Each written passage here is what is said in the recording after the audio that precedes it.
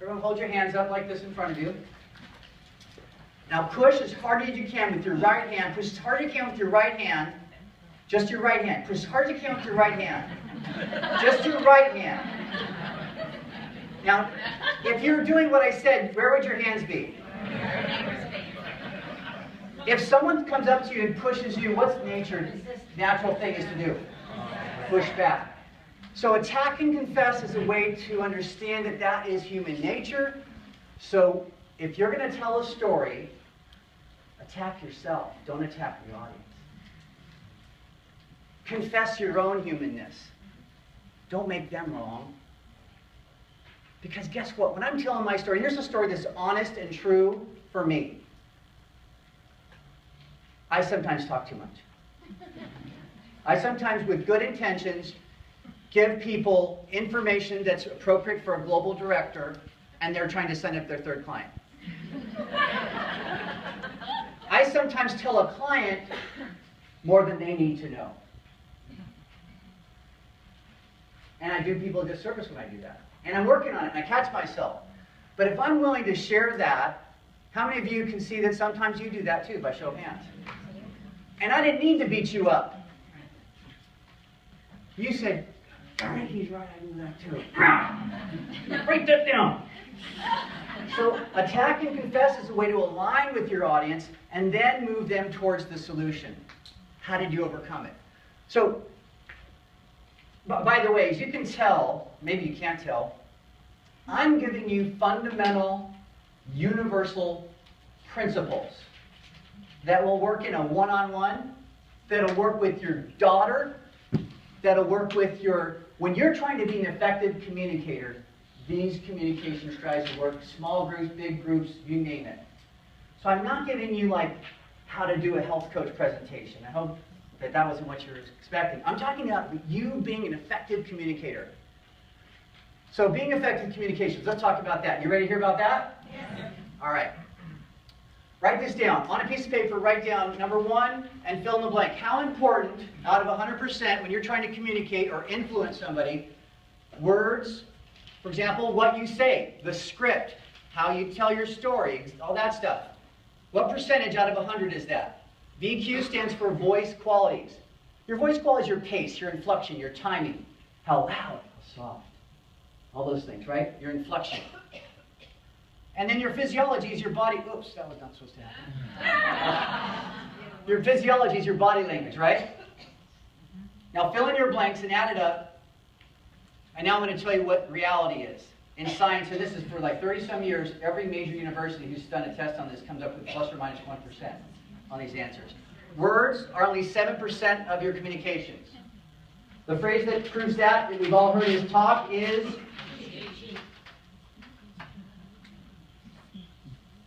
Okay? Your voice qualities. How you say it. It's not what you say, it's how you say it. 35%, right? Or 38? 38. And that means the balance, the biggest tool in our toolbox, 55%, is body language. Now, how many of you have been taught how to use your body language before? Almost no one. How many of you have taught how to change your inflection and tell stories with impact? Almost no one. How many of you have been taught what to say? Words. Well, here's the reality. Words don't matter. Actions speak louder than words. Here's another metaphor to look at. If this were an iceberg, your whole life you've been taught and you've been practicing just the tip of the iceberg, the 7% that's virtually irrelevant. Because if you got this stuff down, if you're authentic, here's what happens.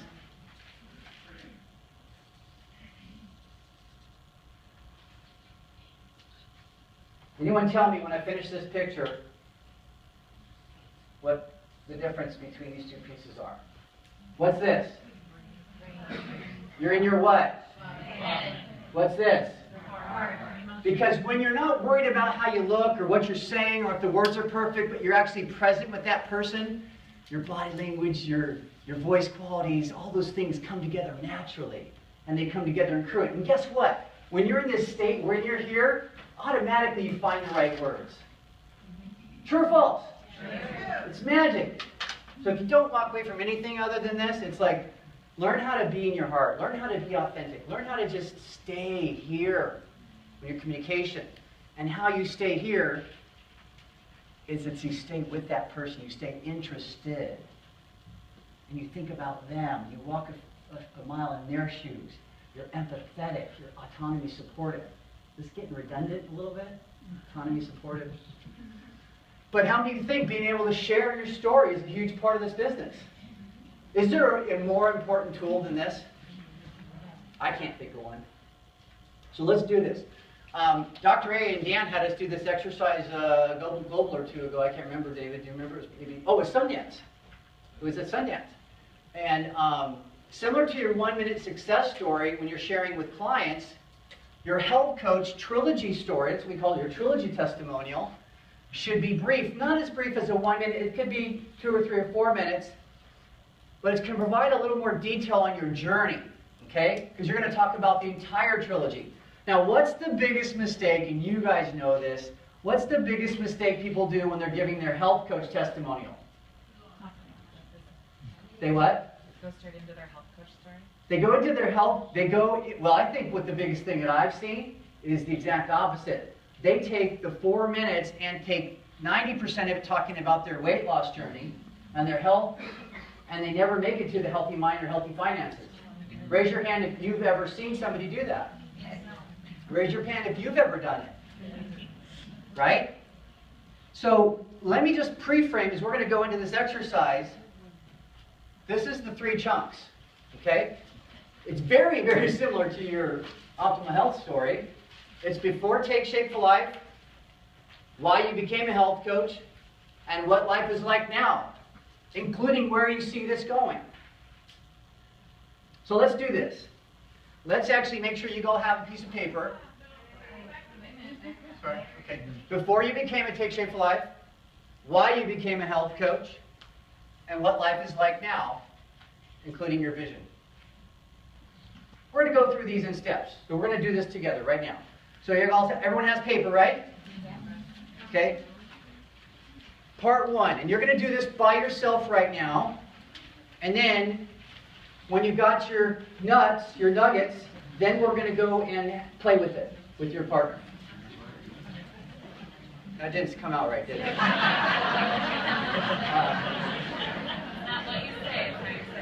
It's not what you say, how you say it. Once you got your nuts. All right. And you've got everybody's attention. So I want you to write this down. Think back before Take Shape for Life, before you became a coach, and let's describe your life. Here's a couple questions. What occupation were you in? What did you like? What didn't you like about that? 1 or 2 words. No time.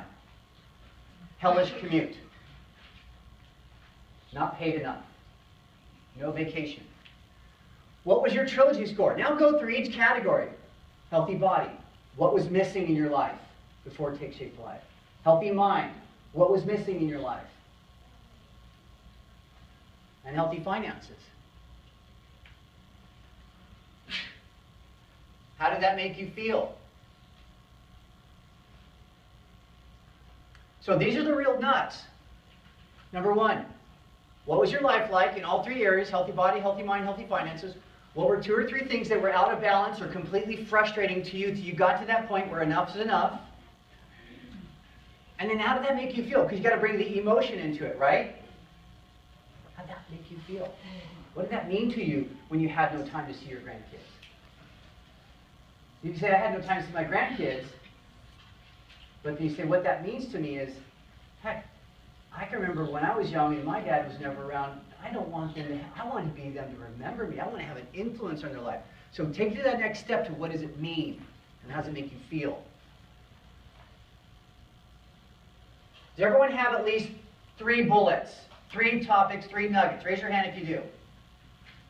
Anyone need another 30 seconds? Raise your hand if you need a little more time. All right, we'll give you a couple more.